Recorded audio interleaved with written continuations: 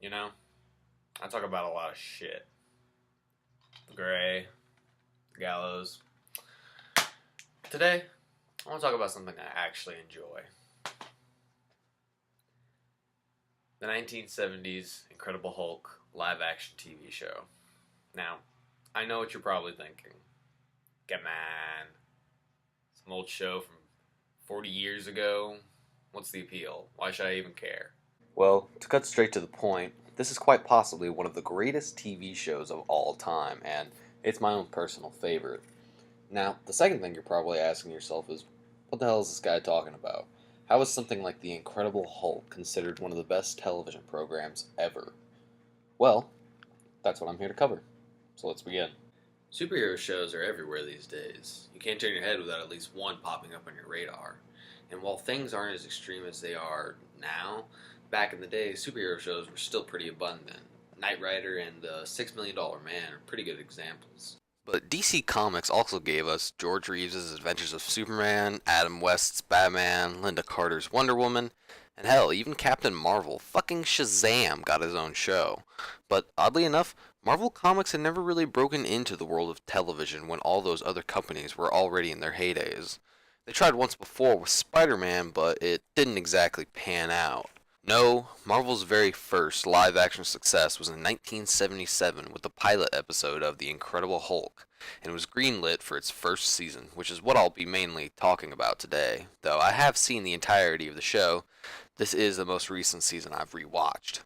The show is essentially a slightly loose adaptation of the Incredible Hulk character from the comics, meaning a few things have been changed, but the core aspects of the character are still here, meaning I'll be able to summarize the plot and briefly mention any changes from the source material after. A brilliant and notorious scientist named Dr. Banner, played by the late Bill Bixby, is involved in an accident where he is bombarded by gamma radiation, and instead of it killing him, it unlocked access to the most powerful thing on Earth. Whenever Dr. Banner becomes angry, feels outrage, or experiences pain, he metamorphosizes into the super strong big green monster himself, the Hulk, played in the show by Lou Ferrigno. The Hulk is a creature comprised of pure, unadulterated rage. He's essentially a really big kid that throws really big tantrums. But as cool as he is, he's extremely dangerous and very uncontrollable. Because of this, Banner has no choice but to roam around in vain searching for a cure for his affliction. While on that journey, he gets caught up in situations where he's forced to turn into the Hulk and resolve injustices. That's as basic as a gist as I can get. Now I'll just briefly mention any significant differences between the show and the original source material. For starters, the show takes a mostly realistic approach to the tone of the series. At first it seems strange how serious the whole premise is taken considering the topic revolves around a bodybuilder covered in green makeup and a goofy wig. But despite any hokiness, the show truly comes off more like a drama rather than a stereotypical superhero theme. Dr. Banner's full name in the comics was Robert Bruce Banner, but the producers changed the name to David Bruce Banner, so throughout the entire series the main character is referred to as David, instead of his middle name like he does in the comics. Why change it? Simply and plainly, creator Kenneth Johnson just didn't like alliterative names. Odd prejudice, but he still kept the original middle name, so there's really no harm. For some reason, there was a rumor that got started explaining that the real reason the name was changed was because Johnson thought Bruce was a homosexual sounding name. However, no research I've done has given this rumor any weight, and it also just doesn't make any sense because if Bruce was the problem, why did he keep it as the middle name? Interestingly, the Hulk never talks, whereas in the comics he speaks often, albeit a broken language. The Hulk is noticeably smaller than his comic counterpart, but that's due to how the show had to use a tall bodybuilder to play the Hulk because CGI wasn't invented yet. But it's thanks to Lou Ferrigno's classic performance as the monster and utilization of certain camera shots that make the Hulk look bigger than he is that mitigate the distraction. The Hulk's eyes are white instead of the traditional green. I don't know why. How David Banner became the Hulk is also different than his comic book counterpart. In the comics, he's involved in a gamma bomb explosion, whereas in the show, he accidentally gives himself an overdose of radiation from some medical equipment used to treat patients. Instead of just being a radiation specialist like in the comics, Banner is also a medical doctor and a successful chemist.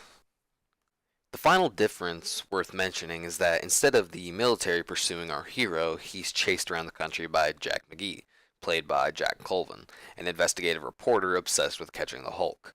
He's a wise ass, greasy, slick son of a bitch, but sometimes he shows he can actually be a nice guy. At first, I didn't really care for Mr. McGee, but after a few episodes and just the first season alone, he's grown on me. I've ignored his snooty nature and accepted him as a staple of the show. I wouldn't have much of a choice anyway, considering that Jack McGee is the only other recurring character. But I think he works because he brings a humor element unique only to his character, a significant sense of danger for our hero, and most importantly, in a show that revolves around constantly changing characters and settings, Jack McGee brings a welcomed sense of familiarity. Mr. McGee is also responsible for some of the best episodes the show ever had to offer. Mystery Man Parts 1 and 2 are probably the best examples. I wish I had the time to talk about all 12 episodes individually, but considering that each episode is almost an hour long, I'd be here all day if I went that route. So instead, I'll just briefly go over the best Season 1 had to offer. First up is the pilot episode. This should be seen before any other episode because this is where it all started, and the lore is best explained here. I recommend this episode for any newcomers because I think if you can't get past this one, which is considered one of the best episodes of the show, period, then you won't get into the rest of the series. Skipping over to the fourth episode, we have The Beast Within. Here we find David working in a zoo and simultaneously trying to solve a mystery surrounding some animal deaths. The major draw, however, is the Hulk fights a rampaging gorilla.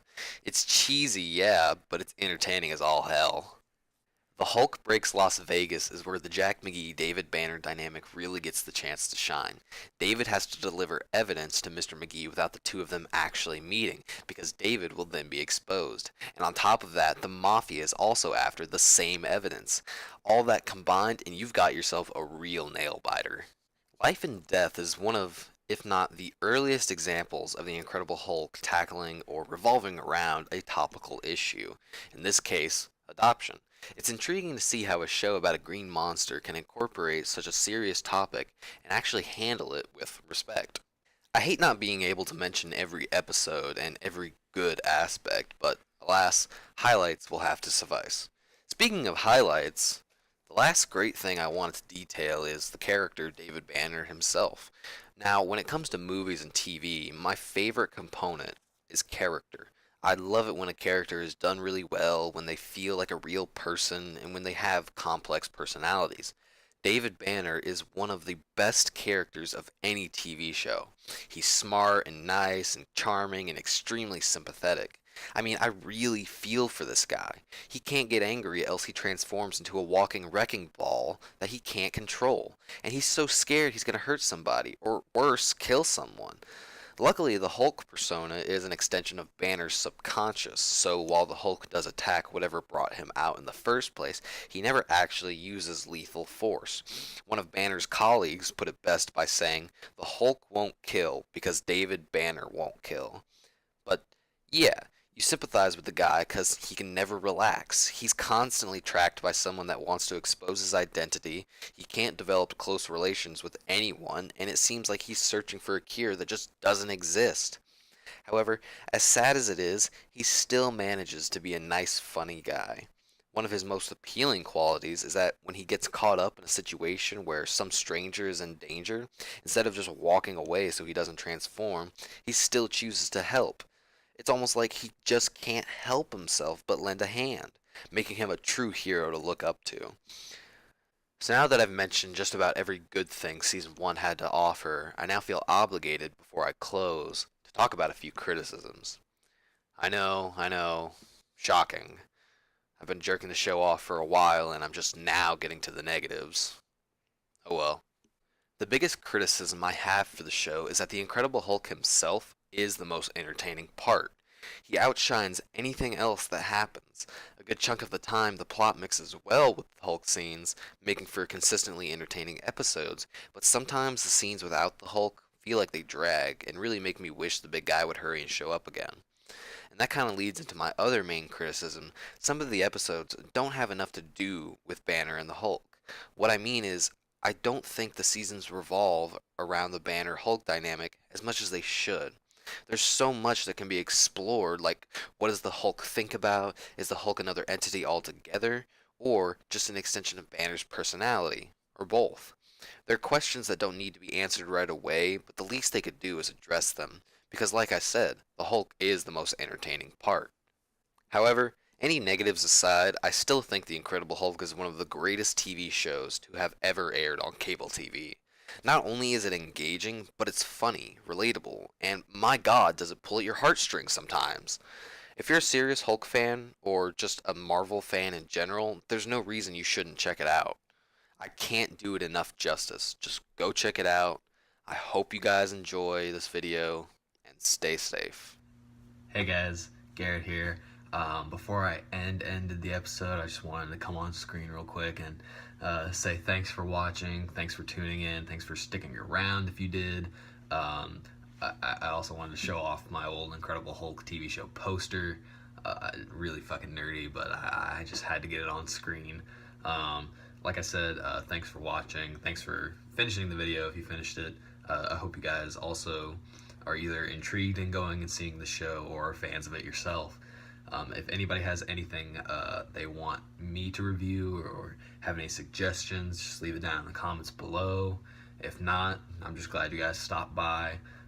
You can leave a like, you can subscribe, do whatever. Comment, doesn't have to be about the show, it doesn't have to be about a movie or anything like that. Yeah, thanks again, and just have yourselves a good night, day, whatever, and stay safe.